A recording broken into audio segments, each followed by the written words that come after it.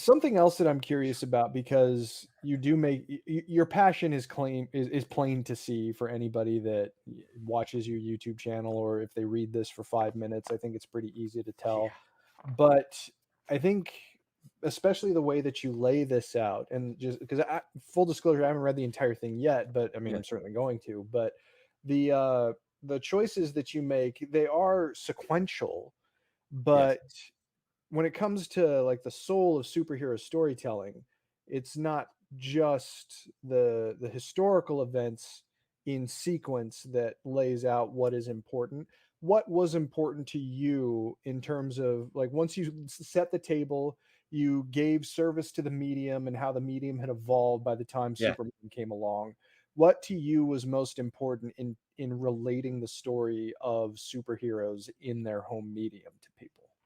Right. Well, the main thing was the people involved, the creators involved, and their perspectives, um, with the creative choices they made over time, to make them viable and to make the storytelling interesting, and the who behind all that for each stage of the evolution of the superhero comic book, and why each of these people were important and why they're important, and setting it in somewhat of emotional terms, like how would Jack Kirby feel if he was blackballed from DC and then he tries to go to Archie Comics to create The Fly and Private Strong, and then he gets a cease and desist, um, from that same company saying you can't do that there either, and then he's at Marvel, and then he's with Stan, and they're like, screw it, let's just do something here, let's just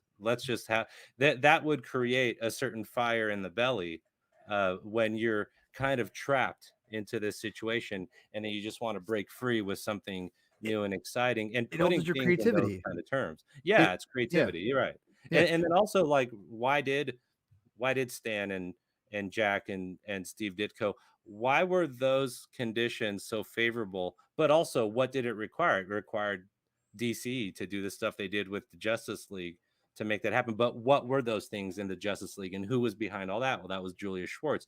What were the Mhm. things that set those apart from the things before that? Like, why did the standard golden age superhero dry out in the mid 40s and it went to other genres? Because those standard superheroes weren't relatable. They were just kind of these boring characters. Yeah. Well, what Mhm. what made Julius Schwartz's characters more interesting? Well, they were much more relatable. They were also discovering their powers with the reader. They were like Barry Allen is all of a sudden sees a bullet going by real slow, like, huh? What's that? Mhm. Like, why? Right? So it was a relatable science fiction, but how do you take relatability to the next level? And that's what Stan, Jack, and Steve did by flaws, imperfections, realism, New York realism, gritty realism. And why did that happen? And it's because they were an underfunded unit of these creative people that just had the right, almost slightly impoverished condition to create Mm. something. I mean, DC was very well funded. They were not hungry for money over there. But what were those conditions over at Marvel that then this scrappy little, last leftover of a comic company that had kind of dwindled at that point? Why did it suddenly just take off? And what were those kind of conditions? And what was that search for realism that Stan Lee, as the overseeing editor, want everyone to kind of stick to? Keep it in New York, give them flaws, make them, don't just make it relatable science fiction, make them realistic, make them argue with each other, make them pissed off, make them kind of greedy, to give them temptation, keep it grounded to human emotions. And that was that next evolution. And actually, that's what kind of then started for me as I was putting this together. It ended up being the stages of realism of the superhero comic book. Also, that kind of takes over once you get to the Flight of the Superheroes, which is part three. It starts going into the realism of the superhero comic book and how it starts in the ideal golden age. You just have the standard superhero, pretty dry person, and that falls out of favor. But there's a certain idealism there. You have Mhm. a little more relatability, a little more humanism. Then you have flaws and imperfections as the third stage, and that's the Marvel revolution. What happens after Flaws and Imperfections? Then you have the Jim Starlin edition, which is the fear of death. Like people were literally dying in his comics. He literally creates the cosmic death entity. Thanos is the messenger of death, murdering millions of people, and the superheroes could not stop him. They could only minimize the death. They could only stop more deaths, but they were powerless to prevent millions of people from dying. They had to deal with that. And so having this fear of death introduced, and then what happens after the fear of death is introduced, then you have the next guy that kind of takes it to the next level, and that's Alan Moore, and it's selfishness, adding not just selfishness as a but pure There's a flaw. unadulterated complete self-involvement, complete Hmm. assholes. They literally, these people with Self-indulgent. abilities are completely self-indulgent jerks who don't actually care about the human condition in any way. And then him saying, well, if you want to go real, let's go real, and just turn them into superpowered assholes.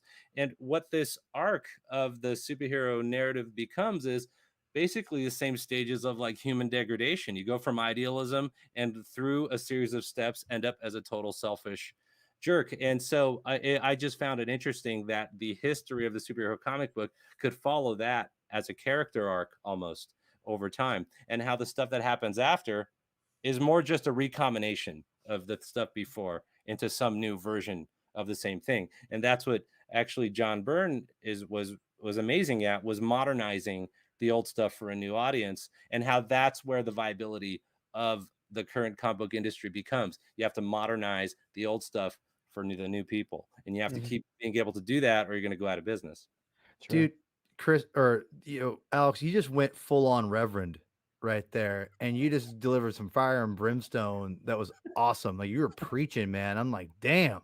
Like get this man a handkerchief, and he's sweating. He's just preaching so hard. Gotta And hold up freaking, the book and I'm scream. not even joking, dude. I was like, God damn, this is like people like. Can I, Adam, if you're listening, please go and cut that segment out for me immediately as it is over. I appreciate it. Adam's really good about helping me out getting segments. I need to get that out there because your knowledge and your passion, and because you love these comics, you grew up on the stuff. I know you Yeah, love the comic medium. It's a legitimate love, and you see it right there, and how the one thing that some people don't want to know the behind the scenes of how the sausage is made, or quote unquote just know too much about it, and that's fine.